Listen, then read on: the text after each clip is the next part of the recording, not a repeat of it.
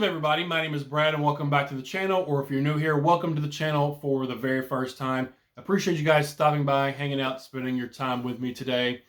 For today's video, I want to discuss something I've talked about a few times throughout the history of the channel, but probably not enough, and it's something I definitely want to talk about more going forward and actually read more of this going forward in the future for the channel, and that is poetry, but more specifically, some horror, some dark poetry. I feel like that's not something that is discussed too often on BookTube, at least in the HorrorTube community, in the dark, shadowed, cobwebby recesses of HorrorTube. I really don't see very many people at all talking about dark poetry, horror poetry, anything like that.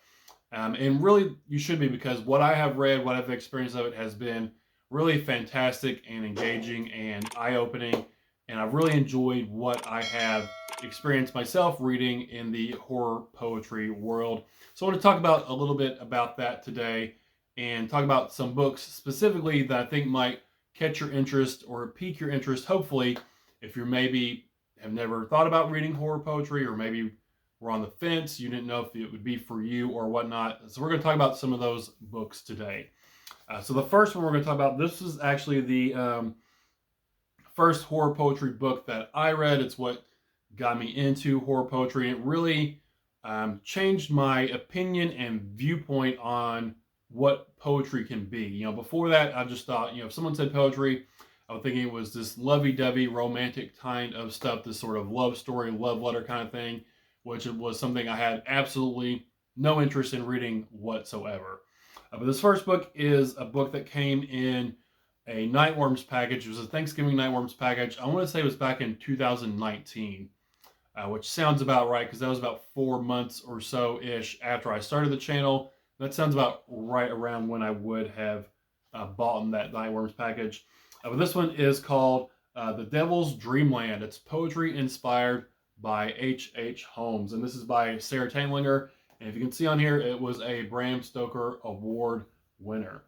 So first up, this whole collection is about H.H. Holmes, you know, the notorious serial killer that haunted Chicago back in the early, was it 1900s, late 1800s, whenever it was.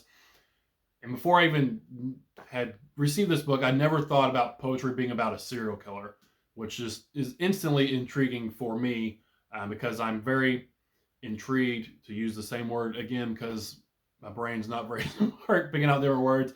I'm very intrigued by serial killers and their mindset and the psychology behind it, why they do the things they do, you know, what pushes someone to go around killing people. Most of the time it's strangers, that people they don't even know. So everything about sort of revolving around serial killers is very interesting to me. So a poetry collection about that was very intriguing. And I had this book for a while. It sat on my shelf for a while before I eventually picked it up and read it. And to this day, this is still probably my favorite poetry collection I've ever read. Like I said, I'm not well versed in poetry. I haven't read a ton.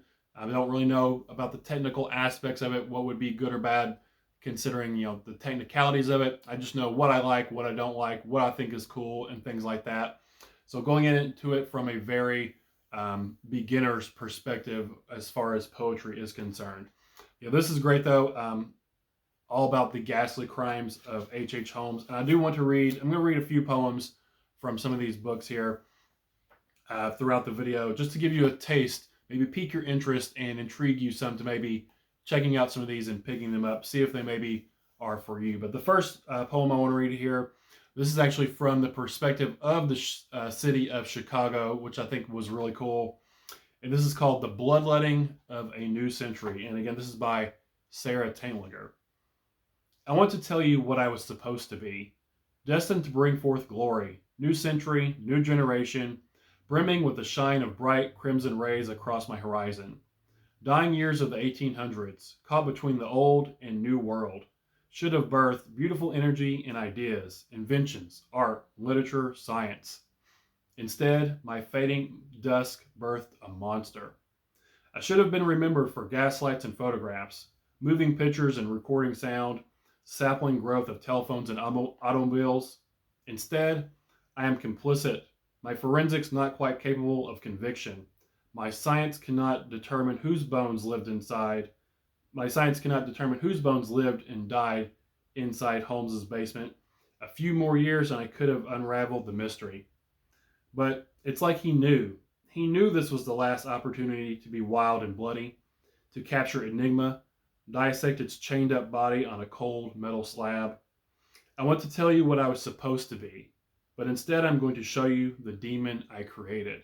And that's such a cool poem, especially from the perspective of the city itself and how, Holmes sort of tarnished the city of Chicago for a while, with the World's Fair being there and everything like that. It was supposed to be this great rebirth and this thing of invention and pioneering and moving forward, but instead it was tainted by this sick murderer and serial killer. So that's the first one up. The Devil's Dreamland, poetry inspired by H.H. Holmes by Sarah Tailinger. And I do want to say, I think I've got 6 books here or so. Most of them are from Raw Dog Screaming Press. This one's not. This one's from Slaughterhouse Books, which I think is Rooster Republic Books. But most of them are from Raw Dog Screaming Press, and they put out a ton of great poetry. But anyway, that was The Devil's Dreamland by Sarah Tailinger. Next up, this one is the Monsterum Poetica by Jesse Wolfe. This one is from Raw Dog Screaming Press, and this one's really cool. This one's all about different monsters. So we have, pull up the table of contents here. Some of them are really common. There's like vampires and werewolves in here. Some of them are more or less common. There's hellhounds, djinn, melonheads, mermaids, mothmen, zombies, yokai, race, will-o'-the-wisp, things like that. So it's broken up, the collection's broken up into different sections, and for each creature or monster or entity, whatever you want to call it, there are 3 different poems under each section for each different creature, which is really cool. This is a really fun collection if you are into cryptids and monsters and stuff like that. This one might be a fun one for you to check out.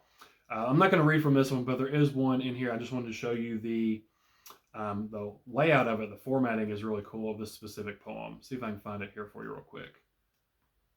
Let's see. Yeah, here we go. This is one of the poems for the jinn. So genies, and it's called By Blood. And the way it's laid out looks like this cool sort of genie lamp or genie bottle. Pretty sweet looking, pretty cool. Yeah, this was a fun collection. And like I said, if you're into monsters and cryptids and whatnot, definitely check this one out. I think this will have something for you in it. This is Monsterum Poetica, poetry by Jesse Wolfe from Raw Dog Screaming Press. And next up, this one is another one from Raw Dog Screaming Press. It's called A Collection of Dreamscapes by Christina Sung. She's got a sort of a companion collection called A Collection of Nightmares as well. This one's cool. This one, it's horror poetry, but it also sort of bleeds into the dark fairy tale fantasy realm as well. This collection's broken up into different sections. The second section in here is called Fairy Tales, and it's all about, like the Grimm's Brothers fairy tales, characters from there, Disney princesses and whatnot, but it's the darker origins and the real happenings of those fairy tales instead of the Disneyfied versions of them.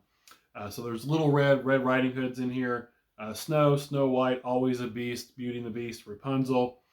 The Mermaid is in here, Cinderella, Beauty Sleeps for a Century, so Sleeping Beauty. So it's got those poems in here, but the darker, more sinister origins of those. And I can't remember for sure. I read this a long time ago. I'll pop my review up here. But it's got 2 sections in here. I can't remember which one was my favorite. There's All the Monsters in the World. There's one, I love the title of this section. It's called The Capacity of Violence. And, that one is just, like it says, it's all about the violence and the capacity we have for violence against each other. This is a really cool collection, sort of bleeding the line between horror and these dark fantasy things. Really cool collection. I really want to read more of her work. I really enjoy this one. This one is A Collection of Dreamscapes by Christina Sung. Up next, also from Raw Dog Streaming Press, I'm going to be a broken record. I think I've got one more from Raw Dog as well. This one is called The Apocalyptic Mannequin by Stephanie M. Witovich. And Apocalyptic Mannequin, this one's all poetry surrounded by or inspired by an apocalypse. And I believe, they might not all be like that, but I know the beginning one was like nuclear apocalypse, like nuclear war happens and the world's ravaged and destroyed, and sort of the remains, the remnants of that, sort of people struggling and fighting and everything like that. Well, what a world would be like in an apocalyptic scenario. but through the eyes or through the lens of it being poetry based. I do want to read one from this one. I mean, it sort of goes along with the title Apocalyptic Mannequin. This one is called The Mannequin Legs on My Bed, and this one's pretty dark and twisted. Loneliness sits next to the mannequin legs on my bed. They're crossed because I like to imagine the outline of a lady, someone refined and worthy of my respect.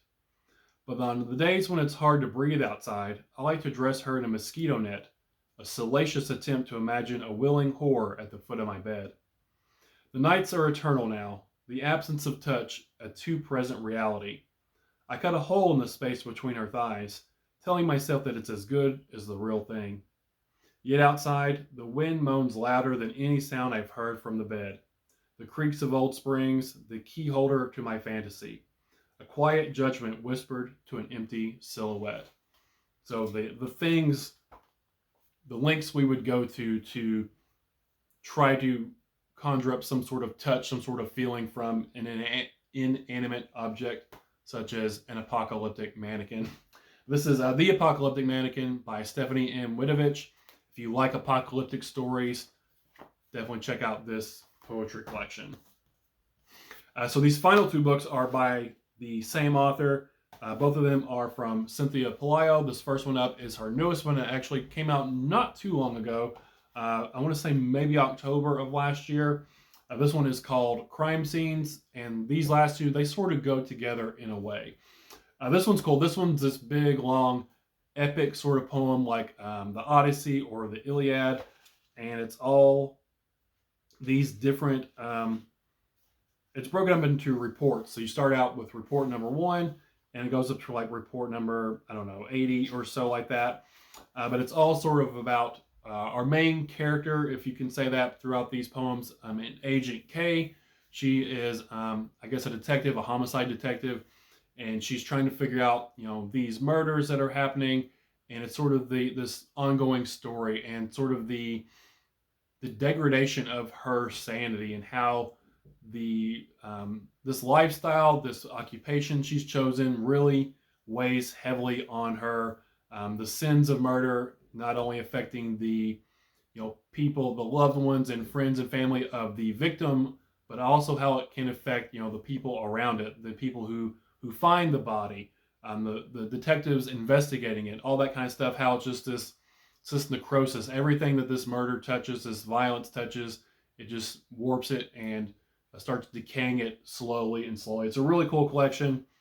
Like I said, you should read it all in one go. It's this big, long, epic poem. It's got some great stuff in here. Some how humans are sort of the biggest monster, and that's one of my favorite tropes, because I don't think it's a trope at all. Humans are the scariest monsters of all, and just the violence and everything that we inflict upon each other and how that can really wear on one's sanity. So this one's really cool. This is Crime Scenes by Cynthia Pelayo, also from Raw Dog Screaming Press. And then the final one, also from Cynthia Pelayo. This one is called Into the Forest and All the Way Through. And this one is definitely the most heartbreaking of all of the poetry collections I'm talking about today. There are, I think it's exactly 100 poems in here. But the catch is that each poem is based off of a real life missing persons report. So it's all about women who have gone missing, and the circumstances around that, and none of these women in here have ever been found. They've been disappeared for days, years, a lot of them, some of them decades even, and it's almost as if they just walked off and vanished without a trace. Nothing was ever found of them. They were never able to either recover a body or find the person alive or anything like that. And it's truly tragic. Because like I said, you're reading these poems, and then in the back of your head, you're thinking this is all based on a real life case.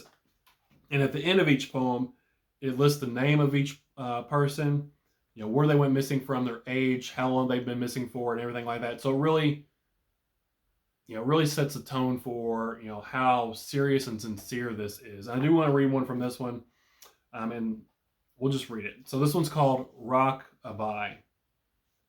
Newborn baby, swaddled in pink, blue, yellow ribbons, cries, gun pointed to your mother's temple, admired your baby in the nursery. You said you were the prettiest and the quietest. When you cried that night, did you know it was not your mother who held you? So many years, soured baby's milk. Are you a mother yourself? And the name of this missing person is Marlena Santana, missing from Brooklyn, New York. She was Hispanic. Disappearance at age 3 days old. Just think about that. How sad that is. 3 days old and went missing. They've been missing since 1985. And the investigating agency is New York City Police Department. Phone number is 646-610-6914. So yeah, that's just, those really hit deep, really touch, a different nerve with these poems, all based on, real people. And each poem ends like that. It'll have, the name of the person, where they went missing from, how old they were, their race, everything like that. So, from 3 days old, a lot of them are younger, 21 days old, 21 years old, 7 years old, 43, 19, 5, 38, 9, 15. So, a lot of younger women, but, mothers, daughters, sisters, aunts, grandparents, everything like that, all missing and all tried to be captured within these pages. I think I said in my review that, usually with true crime stuff, which is kind of what this one is, the focus is always on who the perpetrator is, who the murderer is. I can name Gacy and, all these different serial killers. Of course, I'm blanking right now because I'm doing the video, but you can name all the serial killers, BTK, all them, Manson, but I can't name any of the victims ever. There's never seems to be a focus on the victims. It's always on the killer, where they reach this almost celebrity kind of status. This one puts the focus back on the victims, where I think it should be. Remembering their names and where they came from and everything, instead of focusing on, the people who are responsible for it. So really powerful collection. Into the Forest and All the Way Through by Cynthia Pelayo. That's it. Those are the few I wanted to talk about. I have some more poetry here that I have not read yet, but these I have read. And like I said, they all struck me in different ways, from whether it being H.H. Holmes, which again, talking about the serial killer, putting the spotlight on him, all the way to, poems about monsters and the apocalypse and everything like that. Really cool, different things. So I highly suggest, if any of these piqued your interest, checking them out. I think horror poetry is a great landscape to discover great news stories and storytellers and things like that. So if you're on the fence about poetry, but you love horror, maybe give some of these a shot, and maybe some of these will, change your mind like it did for me, not really caring anything about poetry to thinking, there's actually some pretty cool stuff out there you can read. But that's it. If you've read any of these collections, let me know what you thought about them down in the comments below. Or if you have any other suggestions for poetry that you think I would enjoy. It doesn't have to be horror. Maybe it can be like some regional lit kind of stuff, even, fantasy horror or fantasy poetry, anything like that. Let me know down in the comments as well. If you've enjoyed the video, consider hitting the subscribe button. It'll help me out, and that'll make you a really cool person. That's it. That's all I have for you guys today. So I appreciate you all spending your time with me. Again, my name is Brad, and I'll talk to y'all later. Bye.